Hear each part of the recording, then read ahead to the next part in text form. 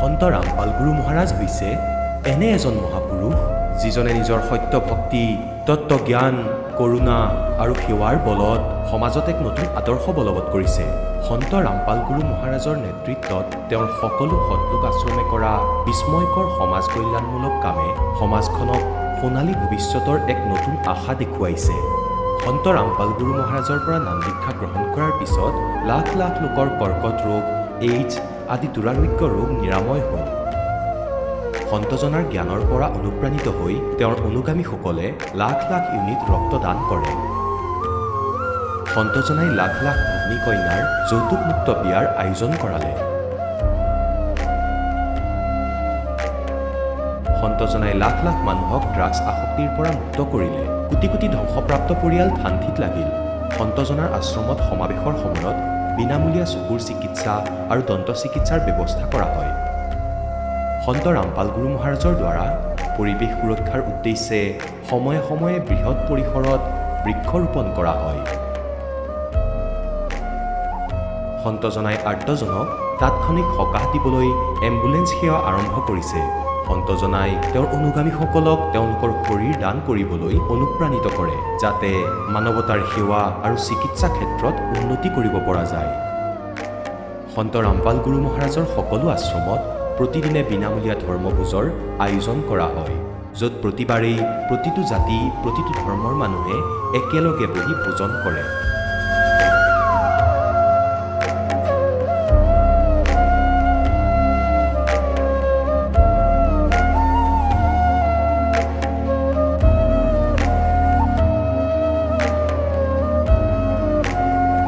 সন্ত ৰামপাল গুৰু মহাৰাজৰ অন্নপূৰ্ণা অভিযানে দৰিদ্ৰ আৰু অসহায় লোকসকলৰ জীৱনত এক নতুন শক্তি আৰু আশাৰ সঞ্চাৰ কৰিছে। ঘৰে ঘৰে খাদ্য সামগ্ৰী আৰু প্ৰয়োজনীয় সাহায্য প্ৰদান কৰি সন্ত ৰামপাল গুৰু মহাৰাজে মানুহক দুখ আৰু অসহায় অৱস্থাৰ সৈতে যুঁজিবলৈ শক্তি প্ৰদান কৰিছে।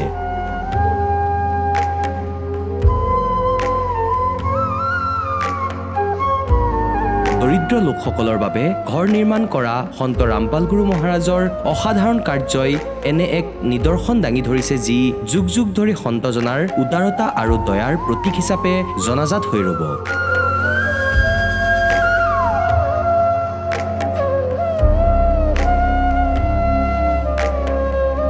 সন্ত ৰামপাল গুৰু মহাৰাজৰ আশ্ৰমত সহস্ৰাধিক বৃদ্ধ বৃদ্ধাই শ্ৰদ্ধা আৰু মৰমেৰে জীৱন যাপন কৰাৰ সুযোগ পায়। তেওঁলোকৰ থকা খোৱাৰ আৰু স্বাস্থ্যৰ সম্পূৰ্ণ দায়িত্ব সন্ত ৰামপাল গুৰু মহাৰাজে বহন কৰে। অনাথ শিশুৰ বাবে সন্ত ৰামপাল গুৰু মহাৰাজৰ সকলো আশ্ৰম বিশেষ বৰদানতকৈ কম নহয়, য'ত তেওঁলোকক শিক্ষা, সংস্কাৰ আৰু ভৱিষ্যতৰ বাবে উন্নত সুবিধা প্ৰদান কৰা হয়। বানপানী, ভূঁইকঁপ বা মহামাৰী যিয়েই নহওক, সন্ত ৰামপাল গুৰু মহাৰাজ আৰু তেওঁৰ অনুগামীসকল সদায় আৰ্তজনৰ বাবে আগৰণুৱা হৈ থাকে। ক'ভিড মহামাৰীৰ সময়ত সন্ত ৰামপাল গুৰু মহাৰাজৰ আশ্ৰমৰ পৰা কোটি কোটি লোকক খাদ্য, ঔষধ আৰু জীৱন ৰক্ষক সামগ্ৰী যোগান ধৰা হৈছিল। দুখীয়াক সকাহ কৰাই হওক বা যিকোনো শোষিত বা নিপীড়িত শ্ৰেণীৰ অধিকাৰ আৰু মৰ্যাদাৰ বাবে যুঁজ দিয়াই হওক, সন্ত ৰামপাল গুৰু মহাৰাজে সদায় তেওঁলোকৰ সকলো ন্যায্য দাবী চৰকাৰৰ ওচৰলৈ লৈ গৈছে আৰু তেওঁলোকক উপযুক্ত ন্যায় প্ৰদানৰ ক্ষেত্ৰত গুৰুত্বপূৰ্ণ ভূমিকা পালন কৰি আহিছে। সমাজত আধ্যাত্মিক আৰু সামাজিক মূল্যবোধৰ প্ৰতি সজাগতা অনাৰ প্ৰতিটো পদক্ষেপতে সন্ত ৰামপাল গুৰু মহাৰাজ মানৱতাৰ প্ৰকৃত সেৱক হিচাপে প্ৰমাণিত হৈছে। সন্ত ৰামপাল গুৰু মহাৰাজৰ জীৱনে আমাক শিকাইছে যে প্ৰকৃত সেৱা সেইটোহে যিটো নিস্বাৰ্থভাৱে কৰা হয়। আহক আমিও এই মহান সন্তজনৰ এই মহান সেৱাৰ কামত যোগ দিওঁ আৰু সন্ত ৰামপাল গুৰু মহাৰাজৰ পৰা নাম দীক্ষা লৈ আমাৰ জীৱন ধন্য কৰি তোলোঁ।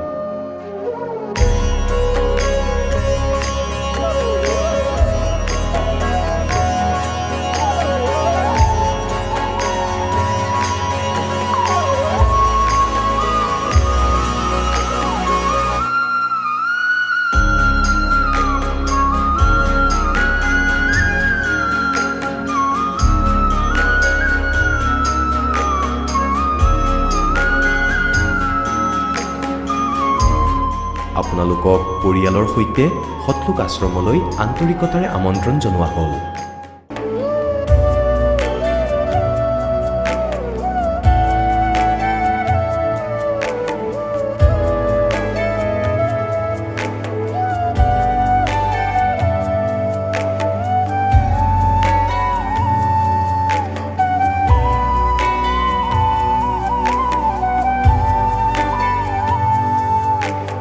পূৰ্ণ পৰমাত্মাই আনকি পাপৰ শাস্তিও আঁতৰাব পাৰে। এতিয়ালৈকে লগ পোৱা প্ৰতিজন সাধু আৰু মহাপুৰুষে কৈছে যে পাপ কৰ্মৰ পৰিণতি ভোগ কৰিলেহে পাপ নিৰ্মূল হ'ব। সেই প্ৰভু কোন, যি পাপ কাটি পেলায়, যিজনে কালৰ বন্ধনৰ পৰা মুক্ত কৰি দিয়ে? তেওঁৰ নাম কি? পূজাৰ বিধি কি? এই কথা জানিবলৈ অনুগ্ৰহ কৰি অৱশ্যেই শুনক জগতগুৰু তত্ত্বদৰ্শী সন্ত ৰামপাল গুৰু মহাৰাজৰ অমৃত বচন। নমস্কাৰ দৰ্শকসকল, মানুহে যেতিয়া পৰম্পৰাগত ভক্তি সাধনা কৰাৰ পাছতো জীৱনলৈ অহা সমস্যাবোৰ দূৰ নহয়, তেতিয়া তেওঁ প্ৰকৃত ভগৱান তথা সত্য জ্ঞান বিচাৰি হাবাথুৰি খায়। উৰিষ্যাৰ সুন্দৰগড় জিলাৰ ৰংকাধৰ বিশালৰ জীৱনতো এনেকুৱাই হ'ল। সৰুৰে পৰা তেওঁলোকৰ পৰিয়ালটোৱে হিন্দু পৰম্পৰা অনুসৰি ব্ৰহ্মা, বিষ্ণু, মহেশ্বৰ, দুৰ্গা, গণেশ আদিৰ পূজা কৰাৰ লগতে কুল দেৱ দেৱীৰো পূজা পাতল কৰিছিল। কিন্তু ইমানবোৰ ভক্তি সাধনা কৰাৰ পাছতো ঘৰখনৰ পৰা সমস্যা দূৰ হোৱা নাছিল। পিতৃ আৰু ককায়েক ভায়েকে অত্যন্ত নিচা সেৱন কৰিছিল। ককায়েকৰ নদীত পৰি মৃত্যু হৈছিল, সৰু ভায়েক পাগল হৈছিল, তেওঁৰ পত্নীৰো বাৰে বাৰে গৰ্ভপাত হৈছিল। ঘৰৰ আৰ্থিক অৱস্থাও অতি শোচনীয় হৈ পৰিছিল। ঘৰত কাজিয়া পেচাল শেষ নহৈছিল। এদিন তেওঁ এজন বন্ধুৰ পৰা সন্ত ৰামপাল মহাৰাজৰ বিষয়ে জানি তেওঁৰ ওচৰত নাম দীক্ষা গ্ৰহণ কৰি ঘৰৰ সকলো সমস্যাৰ পৰা ৰেহাই পালে। কিন্তু ইয়াৰ কেনেকৈ সম্ভৱ? ইয়াৰ অন্তৰালৰ প্ৰকৃত সত্যটো কি জানোচোন আহক ৰংকাধৰ বিশালৰ মুখেৰে। নমস্কাৰ ছাৰ। নমস্কাৰ ছাৰ। ছাৰ কি নাম আপোনাৰ? মোৰ নাম ৰংকাধৰ বিশাল। ছাৰ ক'ৰ পৰা আহিছে আপুনি? মই উৰিষ্যাৰ পৰা, উৰিষ্যাৰ সুন্দৰগড় ডিষ্ট্ৰিক্টৰ হয়। ছাৰ সন্ত ৰামপালদেৱ মহাৰাজৰ পৰা নাম দীক্ষা আপুনি কেতিয়া ল'লে? মই সন্ত ৰামপালদেৱ মহাৰাজৰ পৰা 2014 ফেব্ৰুৱাৰী মাহত লৈছিলোঁ। সন্ত ৰামপালদেৱ মহাৰাজৰ পৰা নাম দীক্ষা লোৱাৰ আগতে আপুনি কি ভক্তি সাধনা কৰিছিলে? সন্ত ৰামপালদেৱ মহাৰাজৰ পৰা দীক্ষা লোৱাৰ আগতে মই হিন্দু ধৰ্মত যিহেতু মোৰ জন্ম হৈছে, গতিকে হিন্দু ঘৰত যিবোৰ পৰম্পৰা থাকে, যেনে ধৰক শ্ৰী ব্ৰহ্মা, শ্ৰী বিষ্ণুদেৱৰ, শ্ৰী শিৱদেৱৰ, মা দুৰ্গাৰ, গণেশ দেৱৰ আৰু আমাৰ পৰিয়ালত যি কুল দেৱতা আছে, কুল দেৱী আছে অথবা পিত্ৰৰ আমি পূজা কৰিছিলোঁ ভগতদেৱ। ছাৰ, তেন্তে কি কাৰণে আপুনি সন্ত ৰামপালদেৱ মহাৰাজৰ শৰণলৈ আহিলে? আগতে মোৰ বহুত সমস্যা আছিল। মোৰ পৰিয়ালত মোৰ দেউতাই বহুত নিচা কৰিছিলে, ঘৰৰ আৰ্থিক কণ্ডিশ্যন ভাল নাছিলে। তেওঁ যেতিয়া নিচা কৰিছিলে তেতিয়া ঘৰলৈ আহি বহুত কাজিয়া কৰিছিলে। এনেকুৱা আছিল যে যেতিয়া ঘৰত মদ খাই আহিছিলে নিচা কৰি সদায় গালি গালাজ কৰিছিলে। এয়া তেওঁৰ সদায়ৰ কাম আছিল। মোৰ যি ঘৰত সৰু ভাইটি আছে, সিও নিচা কৰা আৰম্ভ কৰিছিলে। প্ৰথমতেতো কেৱল মোৰ দেউতাই নিচা কৰিছিলে, পিছত মোৰ ভাইটিও নিচা কৰা আৰম্ভ কৰিলে। তেতিয়া বেছি সমস্যা হৈ গ'ল। নিচা ইমান কৰিছিলে ভগতদেৱ যে আগতে যেতিয়া মোৰ সম্বন্ধীয়সকলে সুধিছিলে মোৰ দেউতাৰ বিষয়ে, কিন্তু পিছত যে নিচাত ইমান আসক্ত হৈ গৈছিলে যে মোৰ ভাইটিৰ বিষয়েও তেওঁলোকে সুধিব ধৰিলে যে আপোনাৰ ভাইটিৰ খবৰ কি। মোৰ পৰিয়ালটো একেবাৰে নিচাতে শেষ হৈ গৈছিলে ভগতদেৱ। আৰু মই এনেকুৱা কাম কৰিব বিচাৰিছিলোঁ, মানে এই নিচাৰ পৰা কেনেকৈ মুক্তি দিয়াও। মোৰ ভাইটিয়ে যে নিচা কৰিছিলে, সেয়া মোতকৈ ডাঙৰ এজন দাদা আছে, সিও নিচা কৰি কৰি তাৰো মগজুৰ অৱস্থা বেয়া হৈ গৈছে। আৰু সি নদীলৈ গৈ, আমাৰ ওচৰৰ নদীলৈ গৈ সি তাত ডুবি মৰিল। আৰু মোৰ যি সৰু ভাইটি, সিও নিচা কৰি কৰি সিও মানসিক পৰিস্থিতি বেয়া হোৱাৰ বাবে সি পাগল হ'ল। ছাৰ সন্ত ৰামপালদেৱ মহাৰাজৰ পৰা নাম দীক্ষা আপুনি কেনেকৈ ল'লে? যেতিয়া মোৰ মাহী তাত বেমাৰত আছিলে, তেওঁক মেডিকেলৰ পৰা ঘৰলৈ আনি আকৌ মেডিকেললৈ লৈ গৈছিলোঁ, সেই সময়তে মই ভাবি আছিলোঁ যে কোনো এনেকুৱা জ্ঞান পাই যাওঁ যাতে এই বেমাৰৰ পৰা মোৰ পৰিয়ালক বচাব পাৰোঁ। গতিকে সেই সময়তে মোৰ এজন বন্ধুৱে সন্ত ৰামপালদেৱ মহাৰাজৰ বিষয়ে ক'লে যে এনেকুৱা হাৰিয়ানাত এনে এজন গুৰু আছে, যাৰ পৰা নাম দীক্ষা ল'লে ঘৰত যিবোৰ ভূত প্ৰেতৰ বাধা থাকে সকলোবোৰ দূৰ হৈ যায়, যিবোৰ ঘৰৰ সমস্যা থাকে সকলোবোৰ দূৰ হৈ যায়। তেতিয়া মই তাক মোৰ বন্ধুজনক ক'লোঁ যে কেতিয়া যাবা সন্ত ৰামপালদেৱ মহাৰাজৰ পৰা নাম দীক্ষা লোৱাৰ বাবে হাৰিয়ানালৈ, তেতিয়া তাৰ কিবা কাম আহি যায়। আৰু সেই সময়তে মোৰ মা মৃত্যুমুখত পৰিল। মই 2014 ফেব্ৰুৱাৰীত গুৰুদেৱ সন্ত ৰামপালদেৱ মহাৰাজৰ পৰা নাম দীক্ষা ল'লো আৰু তেওঁৰ ভক্তি আৰম্ভ কৰিলোঁ। আৰু মোৰ ধৰ্মপত্নী 3বাৰকৈ গৰ্ভপাত হৈছিল আৰু সেয়া 2-3 মাহ পিছতে গৰ্ভপাত হৈ গৈছিলে। যেতিয়া 4ৰ্থবাৰ গৰ্ভৱতী হ'ল তেতিয়া আমি ডক্তৰক দেখুৱালোঁ আৰু তেওঁ ক'লে যে ইও নাথাকিব, ইয়াৰো এবৰ্চন কৰাব লাগিব। মই ৰিপৰ্টো আনিছোঁ, এয়া ৰাহুল কালা শান্তি মেম'ৰিয়েল হস্পিটালত এয়া দেখুৱাইছিলোঁ। তাতে ডক্তৰে কৈছিলে যে এবৰ্চন কৰাব লাগিব, তাৰ ডেভেলপমেণ্ট হোৱা নাই, এবৰ্চন কৰাব লাগিব বুলি কৈছিল। যেতিয়া ডক্তৰে এবৰ্চন কৰাৰ কথা কৈ দিলে তেতিয়া আমি গুৰুদেৱক প্ৰাৰ্থনা জনালোঁ। তেতিয়া আশ্ৰমৰ পৰা আদেশ আহিল যে তুমি ভক্তি কৰি থকা, পৰমাত্মাই দয়া কৰিব। তেতিয়া মই মনতে ভাবিলোঁ যে আন ডক্তৰক দেখুৱাওঁ। যেতিয়া আন ডক্তৰৰ ওচৰলৈ গ'লোঁ তেতিয়া এয়া ৰিপৰ্ট আছে আনজন ডক্তৰৰ। তেওঁ আকৌ আল্ট্ৰাচাউণ্ড কৰালে। তেতিয়া ক'লে যে হয় গৰ্ভত আছে, কিন্তু অলপ সৰু আছে, গৰ্ভত ইমান ডেভেলপমেণ্ট হোৱা নাই বুলি কৈছিলে। তাৰপিছত মই গুৰুদেৱক প্ৰাৰ্থনা জনালোঁ আৰু ডক্তৰে যেনেকৈ কৈছিল তেনেকৈ ক'লোঁ যে পৰমাত্মা গুৰু ৰামপালদেৱ মহাৰাজ, ডক্তৰে কৈছে যে যি গৰ্ভ আছে তাত একো ডেভেলপমেণ্ট হোৱা নাই, সৰু হৈ আছে। তাৰ পৰা আকৌ আদেশ আহিল যে ভক্তি কৰি থকা, পৰমাত্মাই দয়া কৰিব। তেতিয়া আমি ভক্তি কৰি থাকিলোঁ আৰু যেতিয়া 10 মাহ হৈ গ'ল তেতিয়া বাচ্চাটোৰ চিজাৰিং অপাৰেশ্যন কৰি তাক উলিওৱা হ'ল। সেইদিনা বাচ্চাটোৰ ওজন 3 কিলো 40 গ্ৰাম আছিলে আৰু সুস্থও আছিলে। যিটো বাচ্চাক ডক্তৰে এবৰ্চন কৰাবলৈ কৈ দিছিলে সেই ৰিপৰ্ট আছে, আগৰ ৰিপৰ্ট। এয়া Rahul colour doctor, Rahul colour শান্তি মেম'ৰিয়েল, মুনু পাটনায়ক। এয়া আমাৰ সুন্দৰকলা ডিষ্ট্ৰিক্টৰ আটাইতকৈ ডাঙৰ অভিজ্ঞ ডক্তৰ হয়, যিজনে মানা কৰি দিছিলে, এবৰ্চনৰ কাৰণে কৈছিলে। তাৰপিছত আমি জাৰচৰা জিজ্ঞাসিনী হস্পিটালত দেখুৱালোঁ। তাতে 10 মাহৰ পিছত সেই একেই বাচ্চা সুস্থ আৰু একেবাৰে 3 কিলো 40 গ্ৰামৰ হৈছিলে, যাক আজি আমি লৈ আহিছোঁ, আপোনালোকে চাব পাৰে। এইজন সেইজনে হয় যাক ডক্তৰে মানা কৰি দিছিলে, এবৰ্চনৰ কাৰণে কৈছিলে।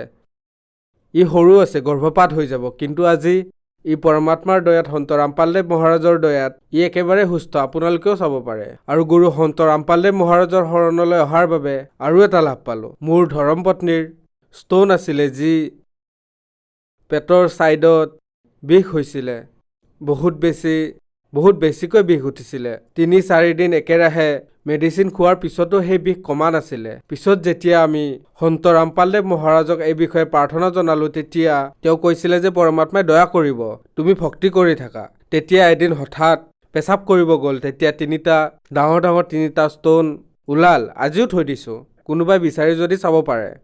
সন্ত ৰামপালদেৱ মহাৰাজৰ কৃপাত সেই ষ্ট'নো ওলাই গ'ল। মোৰ মানসিক সমস্যাও হৈ গৈছিলে।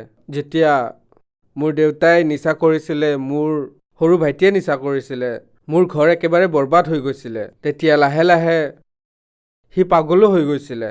তেতিয়া মোৰো মানসিক অৱস্থা বেয়া হৈ গৈছিলে। কিন্তু গুৰুদেৱ সন্ত ৰামপালদেৱ মহাৰাজৰ দয়াত যেতিয়া বাচ্চা ভাল সুস্থ হৈ গ'ল তেতিয়া মোৰ মানসিক সমস্যাও দূৰ হৈ গ'ল।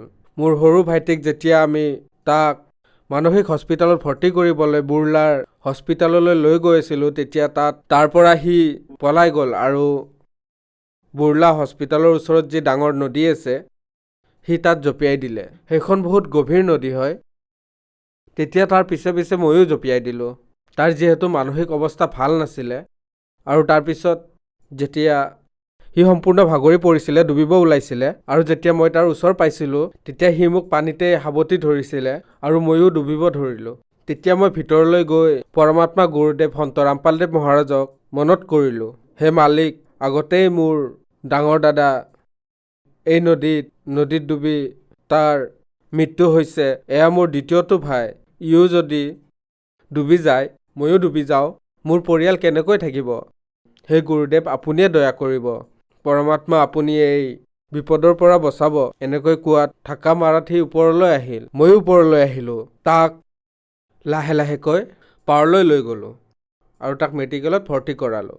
আৰু সেই সময়তে আমি গুৰুদেৱ সন্ত ৰামপালদেৱ মহাৰাজক প্ৰাৰ্থনা জনালোঁ। তেতিয়া তাৰ পৰা আদেশ আহিল তাকো নাম দীক্ষা সন্ত ৰামপালদেৱ মহাৰাজৰ পৰা নাম দীক্ষা দিওৱা, তেতিয়া পৰমাত্মাই দয়া কৰিব। তাৰপিছত তাৰ পৰা ওলাল মেডিকেলৰ পৰা অলপ ভাল হৈ ঘৰলৈ আহিল, তেতিয়া সেই সময়তে তেওঁক নাম দীক্ষা সন্ত ৰামপালদেৱ মহাৰাজৰ পৰা দিয়ালোঁ। ছাৰ, যিসকল দৰ্শকে আজি আপোনাক টিভিত দেখি আছে আৰু সেইসকল দৰ্শকেও সন্ত ৰামপালদেৱ মহাৰাজৰ পৰা নাম দীক্ষা ল'ব বিচাৰে, তেন্তে কেনেকৈ ল'ব পাৰিব? সন্ত ৰামপালদেৱ মহাৰাজৰ পৰা নাম দীক্ষা লোৱাটো একেবাৰেই সহজ। বৰ্তমান ভাৰতৰ সুপ্ৰসিদ্ধ চেনেল বহুতটা চেনেলত গুৰুদেৱৰ সন্ত ৰামপালদেৱ মহাৰাজৰ সৎসংগ আহে। যেতিয়া সৎসংগ দিয়ে তলত তেতিয়া হালধীয়া শাৰী এটা আহে, তাতে কণ্টেক্ট নম্বৰ দিয়া থাকে। তাতে আপুনি যোগাযোগ কৰি নিজৰ প্ৰত্যেক ৰাজ্যতে জিলাতে নামদান চেণ্টাৰ খোলা হৈছে, তাতেই আপুনি ফোন কৰি তাতে সুধিব পাৰে যে আপোনাৰ ওচৰৰ নামদান স্থান কোনটো হয়, তাৰ পৰা আপুনি নাম দীক্ষা ল'ব পাৰে। ধন্যবাদ ছাৰ। সৎ চাহেব। দৰ্শকসকল, আপোনালোকে শুনিলে সন্ত ৰামপাল গুৰু মহাৰাজৰ পৰা নাম দীক্ষা প্ৰাপ্ত কৰি সুখী হোৱা ভকতৰ অনুভৱ। এতিয়া চাওক জগতগুৰু তত্ত্বদৰ্শী সন্ত ৰামপাল গুৰু মহাৰাজৰ মংগল প্ৰবচন। পৰম পিতা পৰমাত্মা, পূৰ্ণ ব্ৰহ্ম, সৰ্বসৃষ্টিৰ ৰচয়িতা, কবিৰ পৰমেশ্বৰৰ অসীম কৃপাৰে আপোনালোক কিছু পুণ্যাত্মাই সৎসংগ শুনিবলৈ উপস্থিত হৈছে।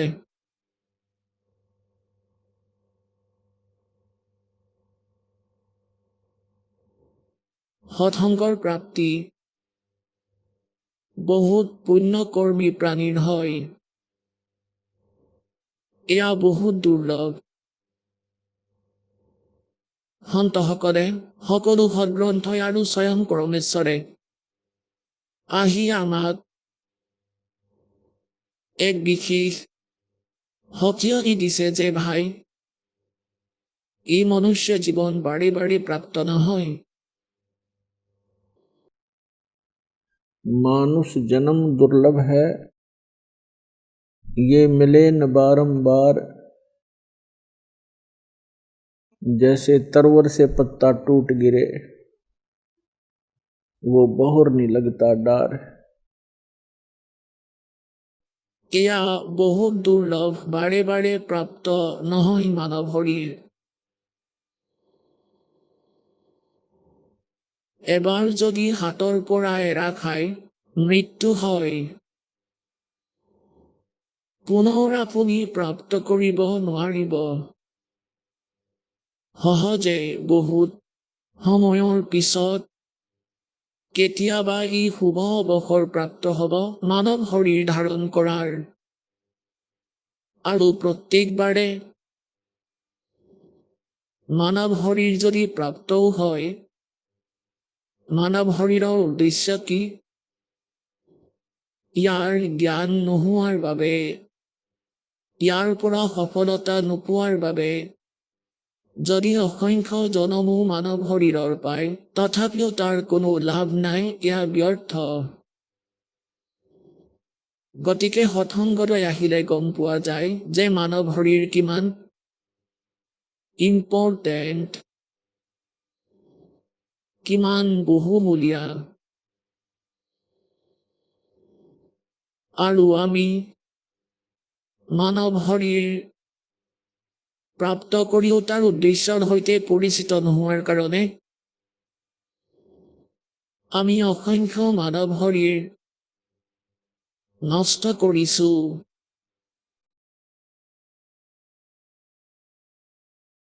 মানৱ শৰীৰ প্ৰাপ্ত প্ৰাণীৰ বাবে সৰ্বপ্ৰথম কাম হ'ল যে তেওঁ পূৰ্ণ গুৰুৰ সন্ধান কৰক। আৰু পূৰ্ণ গুৰুৰ পৰিচয় কি, সেয়া আমাৰ সৎগ্ৰন্থইও কয়, আৰু মহাপুৰুষসকলৰ অমৃত বচনেও ইয়াৰ নিৰ্ণয় কৰে যে পূৰ্ণ সৎগুৰু কোন হ'ব।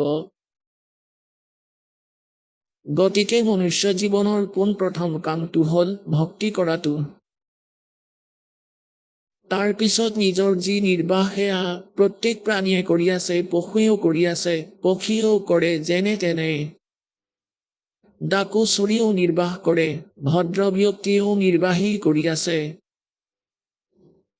আৰু ৰজা হৈও নিৰ্বাহী কৰে।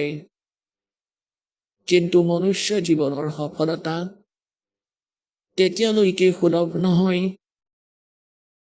যেতিয়ালৈকে পূৰ্ণ শান্ত পোৱা নাযায় আৰু সত্য সাধনা প্ৰাপ্ত নহয়। গুৰু প্ৰাপ্ত কৰাৰ পিছত, সঁচা গুৰু প্ৰাপ্ত কৰাৰ পিছত মানৱ শৰীৰৰ বাবে আৱশ্যক মুক্তিদায়ক বস্তু প্ৰাপ্ত হয়, তত্ত্বজ্ঞানো পোৱা যায়। সেই ৰিয়েল মুক্তিমন্ত্ৰ, ৰিয়েল বাস্তৱিক মুক্তিমন্ত্ৰও পোৱা যায়। পিছত সাধকক মনত পেলাই দিয়া হয় যে মনুষ্য জীৱন বহুত কষ্টেৰে প্ৰাপ্ত হয়। সাধনা কালত মৰ্যাদা বহুত অনিবাৰ্য হয়। গতিকে সকলো প্লাছ আৰু মাইনাছ পইণ্ট, সকলোবোৰ ফলছ পইণ্ট কোৱা হয়। আৰু যি সাধকে সদ্গুৰুৰ বচনক আধাৰ বনাই নিজৰ ভক্তি সাধনা নিজৰ জীৱনৰূপী যাত্ৰাত যোৱা আৰম্ভ কৰে, সেই পুণ্যাত্মা সফল হয়। গতিকে পোনপ্ৰথমে মনুষ্য জীৱন, তাৰপিছত পূৰ্ণগুৰু লাভ কৰক, তাৰপিছত শিষ্যও বীৰ হওক। বীৰ মানে সাহসী বীৰ। মহাবীৰ মানে কাজিয়া কৰা বিধৰ কথা কোৱা নাই, গুলী চলোৱাজনৰ কথাও কোৱা নাই। ভক্তি মাৰ্গত মহাবীৰ বুলি তেওঁলোকক কোৱা হয়, যিয়ে সাংসাৰিক পৰম্পৰাৰ সন্মুখত হাৰ নামানে যেন।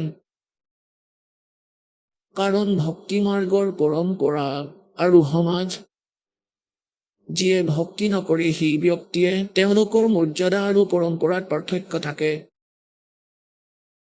আৰু ভগতৰ বাবে আটাইতকৈ ডাঙৰ বাধা সেই পৰম্পৰাই হয়। সেই পৰম্পৰা জগতৰ বাবে ভাল হ'ব পাৰে, কিন্তু ভগতৰ বাবে সেয়া ভুল। সেইবাবে মহাপুৰুষসকলে কৈছে যে कि लोक लाज मर्याद जगत की तरण जो तोड़ बगावे। जब कोई राम भक्त गत पावे, लोक लाज ना कीजिए निर्भय हो रही है, ये मन संतों दीजिए ते गोविंद पाइए। পৰমাত্মা কবিৰ দেৱে কৈ যে के कुल करनी के कारण কুল নিজৰ কুলৰ মৰ্যাদাত আবদ্ধ হৈ ভক্তিৰ মৰ্যাদাক খণ্ড কৰি দিলে এই ভগতৰ যি জীৱন সেয়া নাশ হৈ যায়। ইয়াৰ বাবে পৰমাত্মাই কৈছে, कुल करनी के कारण हंसा गया बिगोए। বিগৈ মানে নিজৰ ভক্তি নাশ কৰি দিলে সি নিজৰ কুল কৰ্ণীৰ ফালে চাই, মৰ্যাদাৰ ফালে চাই। और फिर ये कुल क्या कर लेगा जब तू चार पांव का हो। আপোনাৰ সেইজন মিত্ৰই, আপোনাৰ ৰিলেটিভ, আপোনাৰ কুলৰ মানুহে সেই সময়ত কোনেও ছাপোৰ্ট নকৰে। যি সময়ত আপুনি মৰ্যাদা ভংগ হলে পশুৰ জুনিলৈ গুচি যাব, গাধ কুকুৰ গাহৰি হবা। গতিকে পৰমাত্মাই কয়, कि कुल करनी के कारण हंसा गया बिगो, और फिर ये कुल क्या कर लेगा जब तू चार पांव का हो। গতিকে পুণ্যাত্মাসকল, যদি আপুনি এই মনুষ্য জীৱনক সফল কৰিব বিচাৰিছে আৰু যুগ যুগ ধৰি ভ্ৰমি ফুৰা কষ্ট পাই থকা নিজ জীৱক বচাব বিচাৰিছা আৰু সত্য লোকত এক সুখী স্থান, এক অমৰ স্থান প্ৰাপ্ত কৰিব বিচাৰিছা, তেন্তে এইটোৱেই শুভ সময়। আপোনালোকে সকলো তত্ত্বজ্ঞান পাইছে, সত্য মন্ত্ৰ আপোনালোকে পাইছে। এতিয়া আপোনালোকৰ ওপৰত আপোনালোকে কিমান সফলতাৰে প্ৰাপ্ত কৰিব পাৰিছে, ইয়াত কিমান সফল হৈছে। আৰু যিয়ে সংঘৰ্ষ কৰি সফল হৈছে তেওঁলোক সদায়ৰ বাবে সুখী হ'ব। অন্যথা যি লোকত আপোনালোকে বাস কৰি আছে সেই লোক ভাল নহয়। ইয়াৰ দৰে লেতেৰা স্থান কতোৱেই দেখা নাপাব ওপৰৰ লোকত। আৰু য'ত আপুনি স্থায়ী হ'ব বিচাৰিছে আপোনালোকে এইটো জানে যে নাজানো যেতিয়া আমি যাবলগীয়া হয় আমাৰ মৃত্যু হ'ব। আমাৰ চকু অজ্ঞানতাৰে ইমান অন্ধ কৰি থৈছে, তাৰ পিছতো আমি এই ঘৰ, মহল আৰু বেংক বেলেঞ্চ গোটেই দিন অযথা কাম, ইয়াতেই জীৱন নষ্ট কৰি আছো। এয়া কি জীৱন? আৰু পৰমাত্মাই আহি সেই মহাপুৰুষ সন্তসকলক সত্য লোক দেখুৱালে, আকৌ এৰি দিছিল। সেই মহাপুৰুষসকলে সাক্ষী দিছে এনেকুৱা এটা স্থান আছে য'ত আপোনালোক সদায় সুখত থাকিব। আৰু তাত এবাৰ জন্ম হ'লে আপোনাৰ মৃত্যু কেতিয়াও নহয়, আপোনাৰ পৰিয়ালো থাকিব। ইয়াততো পাথৰৰেহে পাহাৰ আছে, তাত হীৰা মুকুতাৰ পাহাৰ আছে, আপোনাৰ ভৰিত পৰি থাকিব। যি মায়াক আপুনি ইয়াত লুকুৱাই ফুৰে, সেয়া তাত আপোনাৰ চৰণত সদায় থাকিব। কোনো বস্তুৰে অভাৱ নাই, না কোনো ৰোগ আছে, না দুখ আছে। ইমান সুন্দৰ শৰীৰ থাকিব, তাত হাই কাজিয়া নাই। কাৰণ সেই শৰীৰ বেলেগ স্নায়ু তত্ত্বৰে বনোৱা নহয়, স্নায়ুৰ যোগাৰেৰে হোৱা নাই। এটা তত্ত্বৰেই বনোৱা হৈছে, নূৰ তত্ত্বৰ পৰা। আৰু তাত কেৱল সুখ আছে, কোনো টেনচনেই নাই, কোনো ৰোগ নাই, বৃদ্ধাৱস্থা নাই, মৃত্যু নাই। কিন্তু ইয়াত সকলো বেয়া। তথাপিও আমি ইয়াতেই থাকিব বিচাৰো। আৰু ভক্তি মাৰ্গক পিছত থওঁ আৰু সাংসাৰিক কাৰ্যবোৰক সন্মুখত থওঁ। আৰু এইবোৰেই দাসে দেখি আছে 15-17 বছৰ হৈ গ'ল এই দাসৰ। দিনে ৰাতি এই বচন দিয়াৰ যি ভগৱানে দি থৈছে। কিন্তু তথাপিও ইমান প্ৰভাৱ পেলাব পৰা নাই যিমানখিনি দাসে বিচাৰিছিলে, যাতে তেওঁলোকে ৰক্ষা পৰে। ঠিক আছে বাৰু, এই ভক্তি মাৰ্গ বিশ্বৰ ভিতৰত 1 নম্বৰ। যদি ভক্তি কৰি থাকা আৰু পাৰ নোহোৱা, তেন্তে ইয়াৰ সুখেও আপোনাক, এই মিছা সুখ বোলো বিশ্বত কতোৱেই নাপায় যি ইয়াত প্ৰাপ্ত কৰিব। কিন্তু এইবোৰ সুখ নহয়। লাগিলে পৃথিৱীৰেই ৰজা হোৱা, লাগিলে ইন্দ্ৰৰ সিংহাসনেই প্ৰাপ্ত কৰা, এয়া নিজৰ জীৱন নাশ কৰাহে কথা। গতিকে পুণ্যাত্মাসকল, পৰমাত্মাই কয়, ते समझा है तो सिर धर पाओ, बहर नहीं रे ऐसा दाव। যদি আপুনি এই কথা বুজি পাইছে যে মানৱ শৰীৰ আকৌ পোৱা নাযাব, আৰু এই অৱসৰ, এই যুগ, এই ভক্তিকাল, যি ভক্তি যুগ এতিয়া আপুনি প্ৰাপ্ত কৰিছে, এয়া চাগে আকৌ প্ৰাপ্ত নহ'ব আহিবলগীয়া যুগত। আজিৰ যি মানৱ শৰীৰ প্ৰাপ্ত প্ৰাণী আছে, ধনী আছে, ভাই আছে, বালক আছে, সিহঁত বহুত পুণ্যকৰ্মী। আৰু যিসকলে সত্যলোকাশ্ৰম বৰবালাৰ পৰা দীক্ষা প্ৰাপ্ত কৰিছে, তেওঁলোকৰ কথানো কি কম, তেওঁলোক কিমান পুণ্যকৰ্মী প্ৰাণী। যদি সফল হ'ব নোৱাৰে, তেন্তে আপোনাৰ সকলো প্ৰযত্ন বিফল হ'ব। আৰু নাজানো কিমান কষ্ট আপুনি আহিবলগীয়া জীৱনত প্ৰাপ্ত কৰিব। সেইবাবে আপোনালোকক বাৰে বাৰে সতৰ্ক কৰা হয়।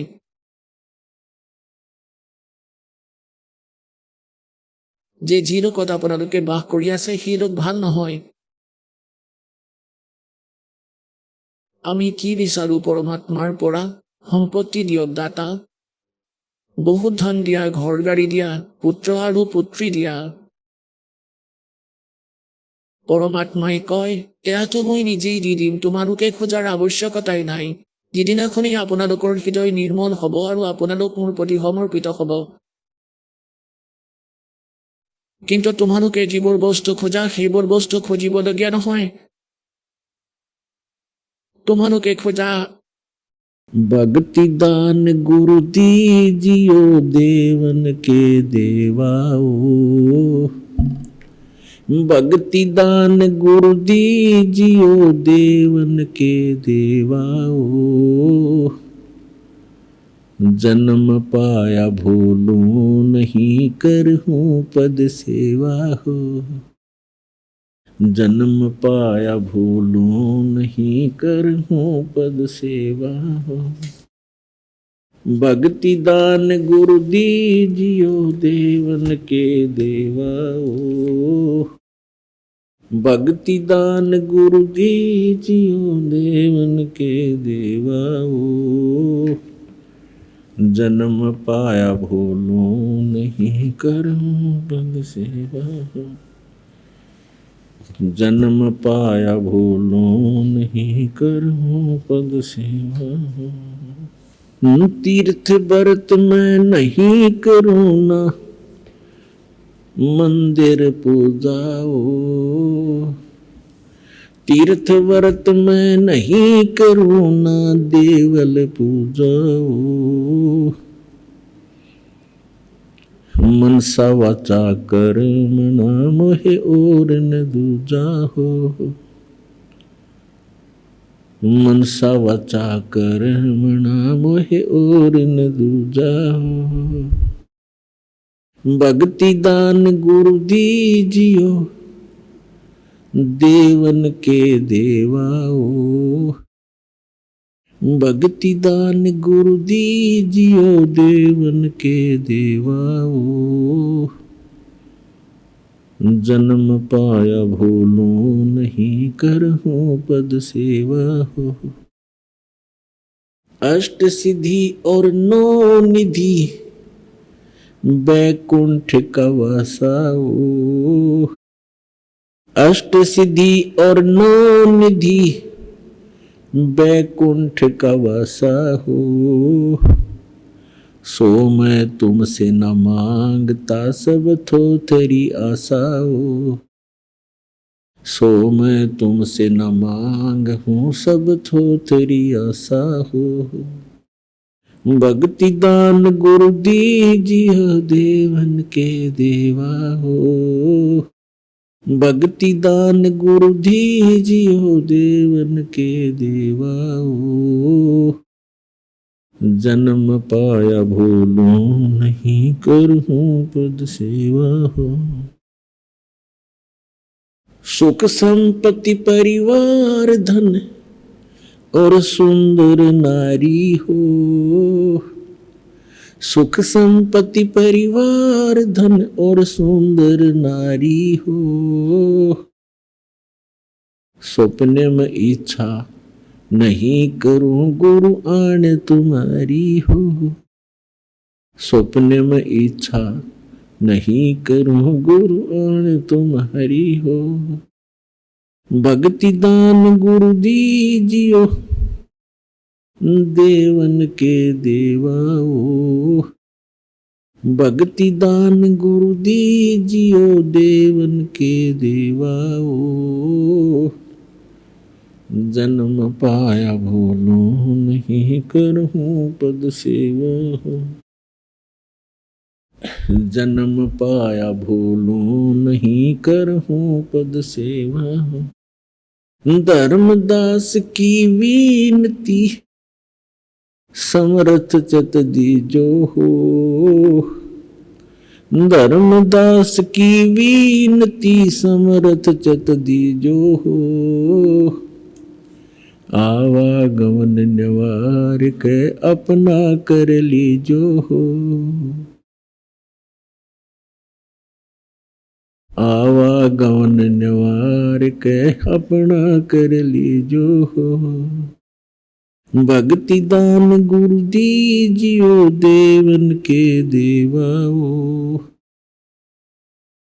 जन्म पाया भूलो नहीं करहूं पद सेवा हो जन्म पाया भूलो नहीं करहूं पद सेवा हो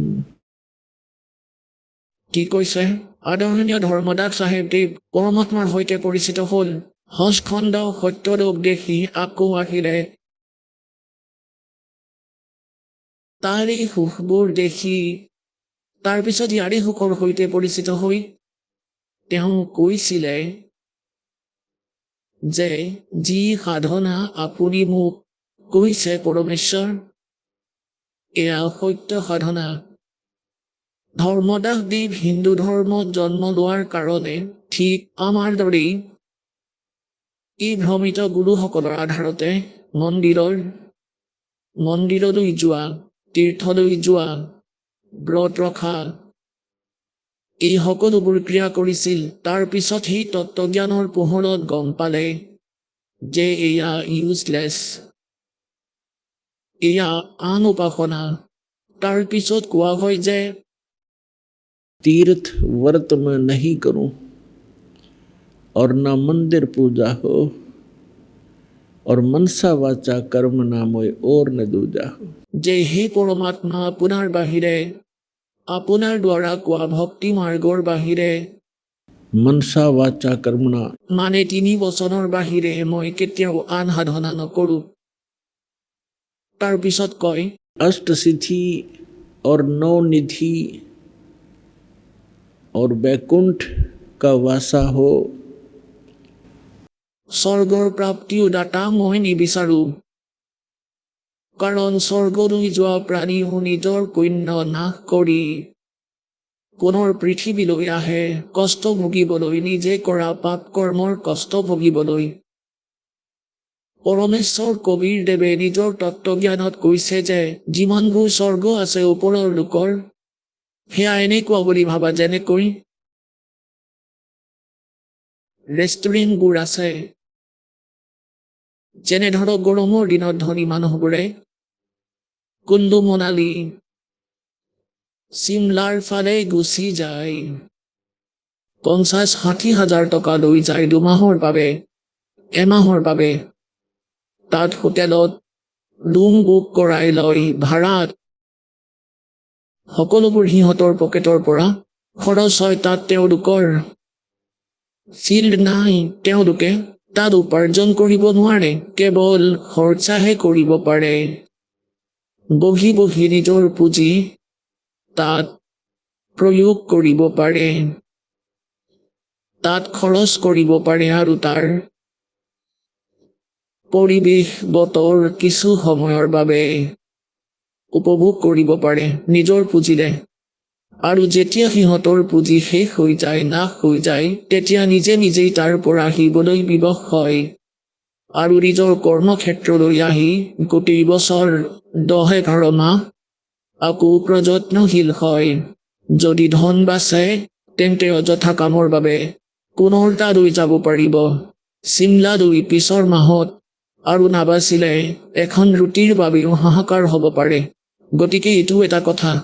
গতিকে এই প্ৰকাৰে পৰমাত্মাই কৈছে যে আপোনালোকে যি ধন ধৰ্ম কৰে আৰু যি অন্য সাধনা কৰে অন্য দেৱতাৰ, সেয়াই কেৱল আপোনালোকক স্বৰ্গৰ প্ৰাপ্তিলৈকে লাভ কৰাব আৰু আপোনালোকে স্বৰ্গত পুণ্যবোৰ যেনেদৰে চিমলা, কুল্লু মনালীত ৰেষ্টুৰেণ্টত নিজৰ ভৌতিক ধন নাশ কৰে, তাত আধ্যাত্মিক ধন নাশ হয়।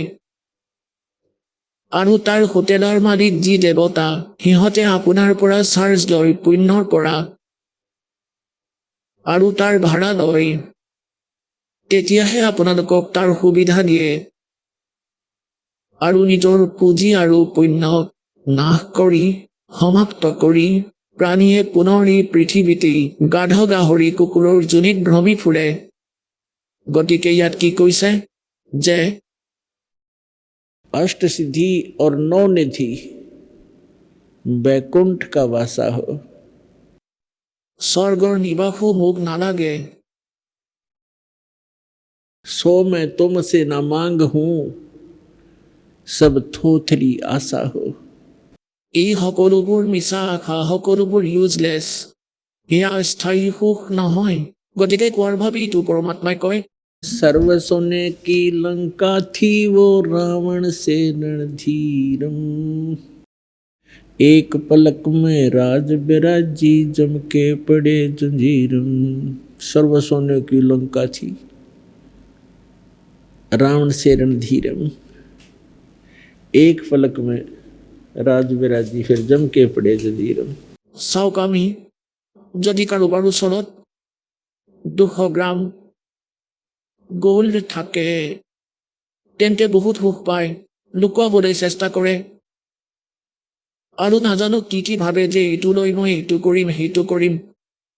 পৰমাত্মাই কয় सर्व सोने की लंका थी और वो रावण से रणधीरम, एक पलक में राज विराजी और फिर जम के पड़े जंजीरों मन तो सुख के सागर बसरे भाई और ने ऐसा यसरे। যদি আপোনাৰ 100-200 গ্ৰাম সোণ থাকে সেয়াটো কিছু সংখ্যকৰ তাতহে পোৱা যাব। এওঁলোকে ভাবে মই বহুত ডাঙৰ বস্তু পাই গলো, এটা ঘৰ আৰু এখন গাড়ী ল'ম অথবা ফেক্টৰী বনাম। গতিকে পুণ্যাত্মাসকল, এইটো ভুল হৈ আছে আপোনালোকৰ। এই সংসাৰৰ পৰা আঁতৰি যাব লাগিব আপোনালোকে। পৰমাত্মাৰ জ্ঞানক আধাৰ বনাই জীয়াব লাগিব, তেতিয়াহে সফল হ'ব পাৰিব। আপোনালোকে ইয়াতো সুখ পাব, ইয়াৰে সুখো আপোনালোকক তেতিয়াহে ভগৱানে দিব যেতিয়া আপুনি সেই মালিকত সমৰ্পিত হৈ যাব। कि मनसा वाचा कर्मणा अमोई और न दूजा हो। মন কৰ্ম বচনেৰে পৰমাত্মা আপোনাৰ জ্ঞান আৰু আপোনাৰ ভক্তি আৰু পৰমাত্মাৰ অতিৰিক্তে একো চিনি নোপোৱা হ'বা। তেতিয়া চাবা ঘৰৰ কিমান উন্নতি হ'ব, সকলো সুখ দিব, কালৰ পৰা বচাব, জঞ্জালৰ পৰা বচাব আৰু অকাল মৃত্যুৰ পৰা বচাব। এতিয়া আমি পুণ্যাত্মাসকল জ্ঞানটো শুনো আৰু ভকতসকলে পোৱা লাভৰ বিষয়েও শুনো। ইয়াৰ মাজতো কিছুমানে লাভ নাপায়, ইয়াৰ কাৰণটো কি? ইয়াৰ ওপৰতো বহুত বিচাৰ কৰিব লাগিব, তেতিয়াহে আপোনালোকে এই ভক্তি মাৰ্গত চলিব পাৰিব। ইয়াৰ বহুত কাৰণ থাকে। যেনে এজন ভকতে দীক্ষা লৈছিলে আৰু তৎক্ষণাতেই সকাহ পাইছিলে তেওঁ, আৰু সেইদিনাই আন এজন ভকতেও দীক্ষা লৈছিলে, 6 মাহ হৈ গ'ল, কোনো সকাহ পোৱা নাছিলে। এতিয়া পুণ্যাত্মাসকল সকাহ তেওঁ পাব। যেনে ধৰক একেখন হস্পিটেললৈ দুজন ৰোগী গুচি গ'ল। এজনৰ ইমান গভীৰ বেমাৰ নাছিলে, তেওঁ এটা ইনজেকশ্যনতেই সকাহ পালে। কিন্তু আনজনৰ লোক বেছি গভীৰ, গতিকে তাক সময় লাগিব, 6 মাহো লাগিব পাৰে, এবছৰো লাগিব পাৰে। কোনো আন পদ্ধতিয়ে নাই, ট্ৰিটমেণ্ট কৰাৰ আন ঔষধেই নাই, গতিকে সেইটোৱে সম্পূৰ্ণ কৰিব লাগিব। এনেকৈ ভাবিব নালাগিব সি আজি ছুটি পালে মই ইয়াতেই আছো। ডক্তৰ কোনো বালক নহয়, অজ্ঞানী নহয়। গতিকে এই প্ৰকাৰে এনেকৈ ভাবক, যুগ যুগৰ কষ্ট, যুগ যুগৰ পাপ আমি সংগ্ৰহ কৰি আহিছো। এতিয়ালৈকে ইয়াৰ সুস্বাদু ৰূপে চিকিৎসা কৰিব পৰাজন পোৱা নাছিলো। এতিয়া পৰমাত্মাই সেই সকলো ঔষধ উপলব্ধ কৰাইছে। ইয়াত অলপ ধৈৰ্য লাগিব। আকৌ পৰমাত্মাই কয়, धीरे धीरे रे मना धीरे सब कुछ होवे माली सिंचे 100 घड़ा ऋतु आए फल होवे। এতিয়ালৈকে যিমানবোৰ সাধনা কোনোবাই পৃথিৱীত কৰি আছে 21 ব্ৰহ্মাণ্ডত, তেওঁৰ ভক্তি শাস্ত্ৰ অনুকূল নাই হোৱা। পূৰ্বজন্মৰ সংস্কাৰৰ পৰা যদি কিবা লাভ পাই আছে, সেয়া তাৰ বেটাৰী চাৰ্জ হৈ আছিলে, তাৰ পৰাই লাভ পাই আছিলে। ভৱিষ্যতৰ ভক্তি কৰ্ম সি প্ৰাপ্ত কৰিব পৰা নাই। এতিয়া আপোনালোকে এই যথাৰ্থ ভক্তি মাৰ্গৰ পুলি ৰুইছে, আমৰ। আগতে আমি ববুলৰ গছ ৰুই থৈছিলো, কিন্তু এতিয়া আমৰ পুলি ৰুইছো। গতিকে পুলি ৰোৱাৰ পিছতহে আমি তাক পানী দিওঁ, তাৰ সুৰক্ষা কৰো আৰু তাক গছডালক সময় দিওঁ। আমি জানো যে এইডাল আমৰ গছ, পুলি ডাঙৰ হৈ গছ হ'ব, আৰু গছ হোৱাৰ পিছত চাবা ফল কেনেদৰে লমালমে লাগিব। গতিকে এই প্ৰকাৰে এই সত্য নামৰূপী আম নামৰ গছ যি আপোনালোকে ৰুইছে পুলি, ইয়াক গছ হ'ব দিয়া। দৌৰাদৌৰি নকৰিবা। তাৰ পিছত চাবা পৰমাত্মাই কয়, धीरे धीरे रे मना धीरे सब कुछ हो और माली सिंचे 100 घड़ा। মালি মানে বুদ্ধিমান ব্যক্তি, যিহে প্ৰচেছৰ সৈতে পৰিচিত। বহুত ঘটি পানী ঢালে সি প্ৰতিদিনে। তেতিয়া সেই 2-4 বছৰৰ ভিতৰত তাত বহুত পানী দিয়াৰ পিছতো কেতিয়াবা ফল নিদিব পাৰে। কিন্তু তাৰ সৈতে পৰিচিত এই ব্যক্তি সি হাৰ নামানে, তাৰ বিশ্বাস আছে যে ইয়াত ফল লাগিব। আহক আমি এতিয়া সেই শ্ৰদ্ধালুসকলৰ অনুভৱবোৰ জানো, যিসকলে জগতগুৰু তত্ত্বদৰ্শী সন্ত ৰামপাল গুৰু মহাৰাজৰ পৰা দীক্ষাপ্ৰাপ্ত কৰিছে তথা তেওঁ কোৱা ভক্তিমাৰ্গ এওঁলোকে অৱলম্বন কৰি আছে। সৎসাহেব দৰ্শকসকল, শাস্ত্ৰ অনুকূল সত্য ভক্তি আৰু সত্য মন্ত্ৰই মানুহৰ জীৱনত শাৰীৰিক, মানসিক আৰু আৰ্থিক দিশত আশ্চৰ্যজনক পৰিৱৰ্তন আনিব পাৰে। আজি আমি আপোনালোকক চিনাকি কৰাই দিম ধুবুৰী জিলাৰ বতৰদলৰ নিবাসী মলিন চন্দ্ৰ সূত্ৰধৰৰ সৈতে। এই সময়ত তেখেতৰ মাত বহি গৈছিল, আৰ্থিক অৱস্থা দুৰ্বল আছিল আৰু তেখেতৰ পত্নীয়ে মূৰ ঘূৰণি আৰু ভৰি বিষত কষ্ট পাইছিল। বহু বছৰ ধৰি ব্ৰহ্মা, বিষ্ণু, শিৱ আদি দেৱ দেৱীৰ ভক্তি কৰাৰ পিছতো কোনো বিশেষ লাভ পোৱা নাছিল। কিন্তু জ্ঞান গংগা পঢ়ি সন্ত ৰামপাল গুৰু মহাৰাজৰ পৰা নাম দীক্ষা লোৱাৰ পিছত তেখেতৰ জীৱনত আহিল এক আশ্চৰ্যজনক পৰিৱৰ্তন। বহি যোৱা মাত উভতি আহিল, আৰ্থিক অৱস্থা উন্নত হ'ল আৰু তেখেতৰ পত্নীৰ সমস্যাবোৰো ভাল হ'ল।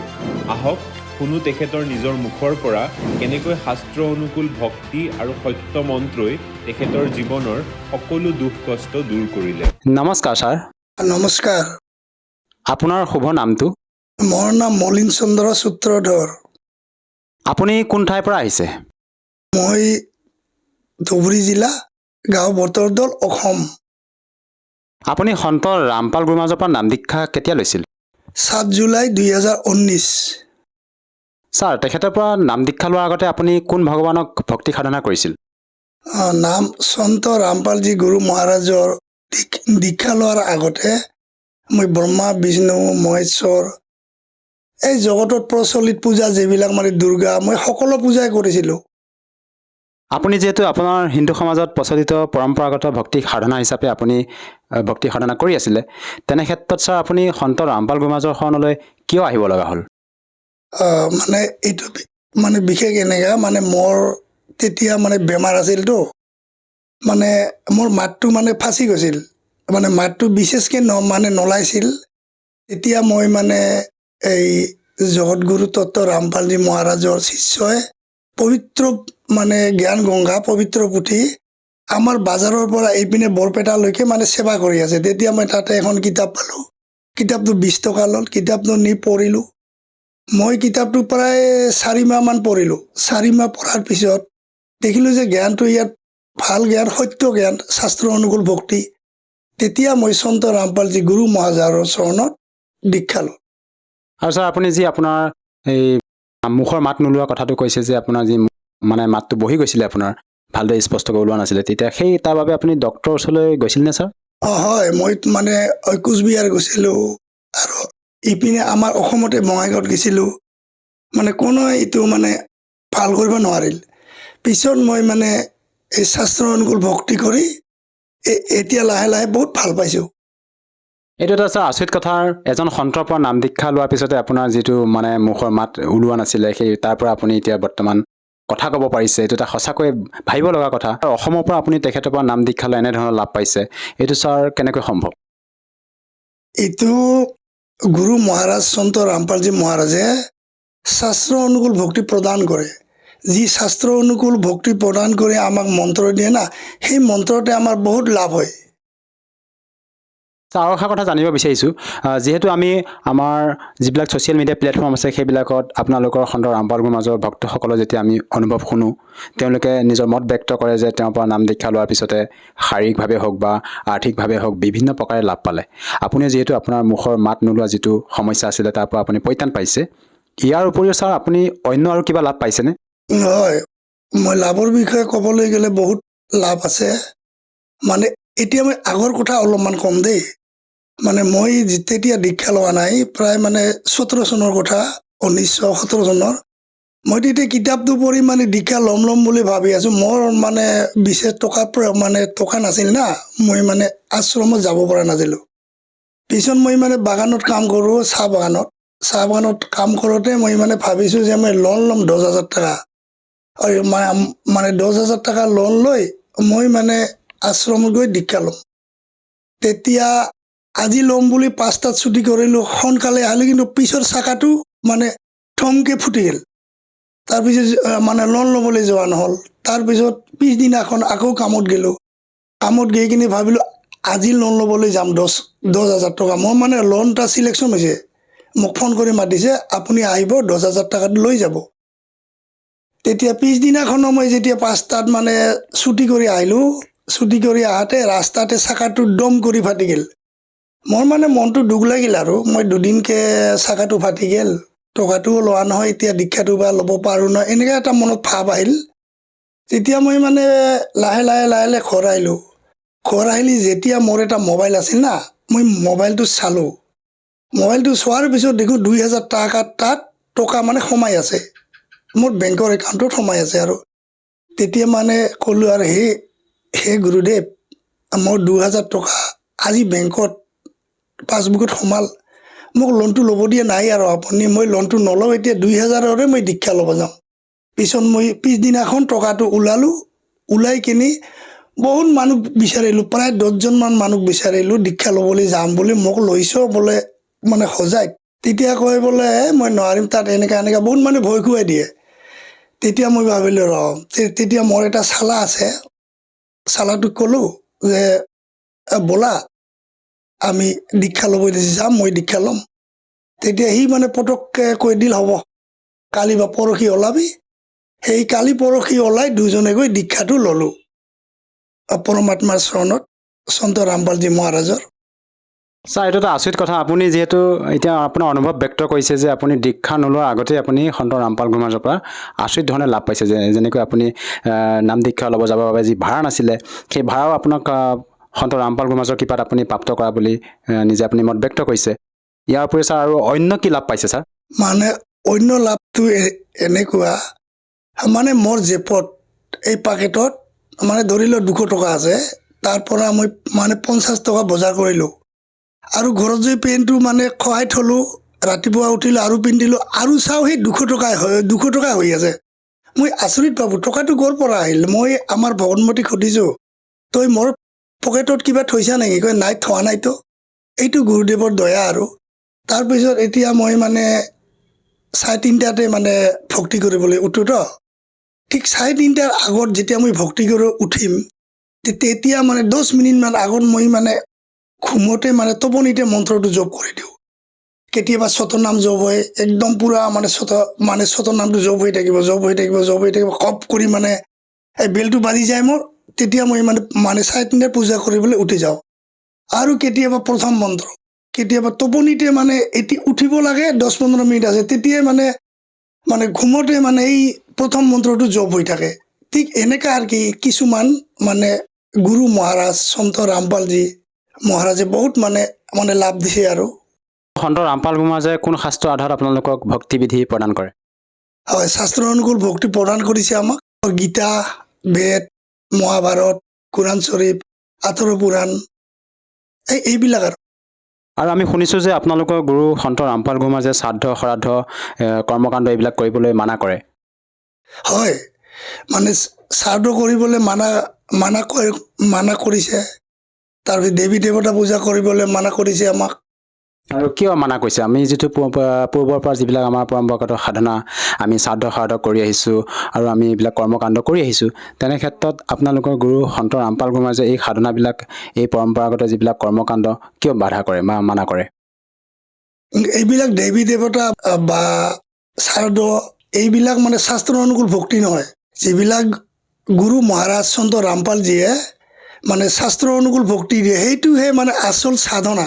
সেইটোহে মানে যিটো মন্ত্ৰ দিয়ে, সেইটো মোক্ষ মাৰ্গৰ মন্ত্ৰ। আৰু গীতাতো উল্লেখ আছে যে শাস্ত্ৰবিধি ত্যাগ কৰি যি ভক্তি কৰে, তেওঁৰ না গতি হ'ব, না সুখ হয়, না লাভ হয়। কিন্তু শাস্ত্ৰ অনুকূল ভক্তি আমাক সন্ত ৰামপালজী গুৰু মহাৰাজে দিয়ে, সেইকাৰণে আমাৰ লাভ হয়, বা মন্ত্ৰ জপ কৰিলেও লাভ হয়। ছাৰ, সঁচাকৈ এটা আচৰিত কথা। যিহেতু আপোনালোকৰ গুৰু সন্ত ৰামপাল গুৰু মহাৰাজে যি ভক্তিবিধি আপোনালোকক প্ৰদান কৰিছে, সেই ভক্তি সাধনা কৰি আপোনালোকে শাৰীৰিকভাৱে হওক বা আৰ্থিকভাৱে হওক বিভিন্ন প্ৰকাৰে লাভ পাইছে। ইয়াৰ উপৰিও ছাৰ, মই আৰু জানিব বিচাৰিছোঁ, আপুনি পাৰিবাৰিকভাৱে অন্য আৰু কিবা লাভ পাইছেনে ছাৰ? পাৰিবাৰিকভাৱে মই বহুতো লাভ পাইছোঁ। মোৰ ভগনমতীৰ বেমাৰ আছিল, মানে মূৰৰ ঘূৰণি আছিল আৰু হাত ঠেংটো কেতিয়াবা কঁপে, সি মানে গাড়ীত বেছিকৈ উঠিব নোৱাৰে। এই গুৰু সন্ত ৰামপালজী মহাৰাজৰ ওচৰত দীক্ষা লৈ এতিয়া বহুত ভাল পাইছে। আৰু মানে মই নিচা কৰিছিলোঁ, মদ, ভাং, বিড়ি, চিগাৰেট সকলো খাইছিলোঁ। কিমান বছৰ ধৰি খাইছিল ছাৰ আপুনি? মই এইটো প্ৰায় মানে এইটো দিব নোৱাৰোঁ তাৰিখটো, কিন্তু এনেকা মানে মই প্ৰায় 10-12 বছৰমান খাইছিলোঁগৈ। চাধা গুটকা খাওঁতে, চাধা, বিড়ি, মদ। তাৰপিছত যেতিয়া মই সন্ত ৰামপালজী মহাৰাজৰ ওচৰত দীক্ষা ল'লোঁ, তেতিয়া লাহে লাহে কেনেকৈ নাইকিয়া হ'ল মই নিজে গম নাপাওঁ। আৰু মোৰ এইটো বাই হাতটো মানে এনেকা কৰিব নোৱাৰিছিলোঁ আৰু এই কোমৰটো অনবৰত বিষাই আছিল। কিন্তু এতিয়া সন্ত ৰামপালজী মহাৰাজৰ গুৰু মহাৰাজৰ ওচৰত দীক্ষা লৈ এতিয়া সকলোখিনি মই ভালে কুশলে আছোঁ। আৰু এতিয়া মোৰ শৰীৰটোও ভাল, মাতো ওলাই, সকলোখিনি ভাল পাইছোঁ এতিয়া মই। ছাৰ, এইটো এটা আচৰিত কথা, যিহেতু আপোনাৰ যিবিলাক সমস্যা আছিলে, আপোনাৰ মানুহগৰাকীৰ যি সমস্যা আছিলে, মূৰ ঘূৰণিৰ যি সমস্যা, আৰু লগতে আপোনাৰ হাতৰ যি সমস্যাৰ কথা ক'লে, আপুনি হাতখন আপোনাৰ ওপৰলৈ দাঙিব পৰা নাছিলে, সেই মানে ৰোগৰ কাৰণে আপুনি ডক্টৰৰ কাষলৈ যাব লাগিছিল। ডক্টৰৰ কাষলৈ নগৈ আপুনি সন্ত ৰামপাল গুৰু মহাৰাজৰ পৰা নাম দীক্ষা লৈ ঠিক হ'লে। ছাৰ, এইটো আচৰিত কথা। আপুনি ডক্টৰৰ কাষলৈ গৈছিল নে ছাৰ? হয়, মই ডক্টৰক দেখাইছিলোঁ, ঔষধো খাইছিলোঁ, কিন্তু ডক্টৰক দেখাই বা ঔষধ খাই মই ভাল পোৱা নাই। কিন্তু মই যেতিয়া জ্ঞান গংগা কিতাপখন পঢ়ি মানে শাস্ত্ৰ অনুকূল ভক্তি কি ইয়াৰ বিষয়ে যেতিয়া কমপ্লিটলি বুজা পালোঁ, তেতিয়া মই গুৰু ৰামপালজী মহাৰাজৰ ওচৰত দীক্ষা ল'লোঁ আৰু লাহে লাহে সকলোখিনি মই ভাল পাবলৈ ধৰিলোঁ।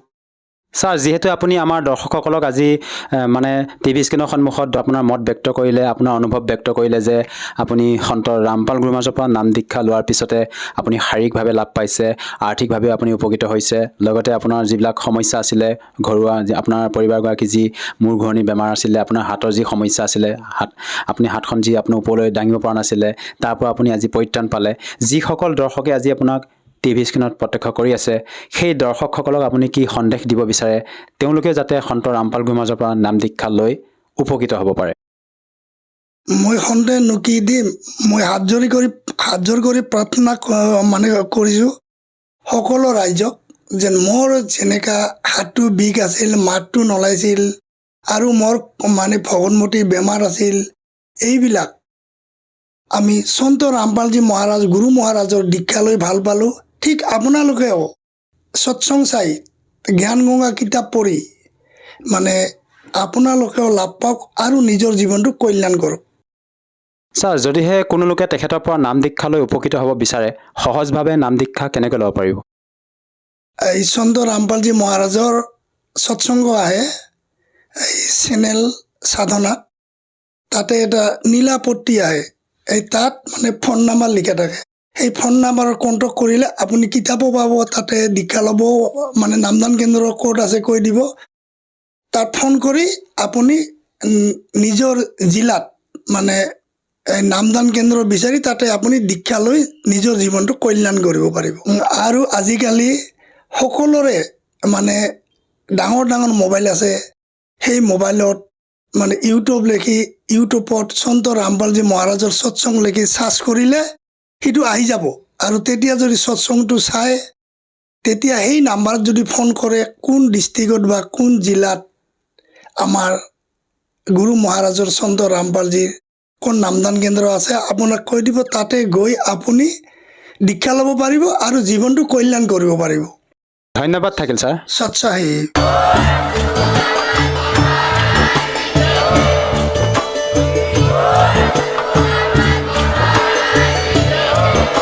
আপুনি শুনি আছিলে জগতগুৰু তত্ত্বদৰ্শী সন্ত ৰামপাল গুৰু মহাৰাজৰ মংগল প্ৰবচন। অধিক জানিবৰ বাবে ভিজিট কৰক www.jagatgururampalji.org। সন্ত ৰামপাল গুৰু মহাৰাজৰ শুভ আশীৰ্বাদত সমগ্ৰ বিশ্বতে 500তকৈও অধিক নাম দীক্ষা কেন্দ্ৰ আছে, য'ত সন্ত ৰামপাল গুৰু মহাৰাজৰ দ্বাৰা বিনামূলীয়াকৈ নাম দীক্ষা দি থকা হৈছে। আপোনাৰ ওচৰৰ নাম দীক্ষা কেন্দ্ৰৰ ঠিকনা জানিবলৈ সম্পৰ্ক কৰক 7082208528।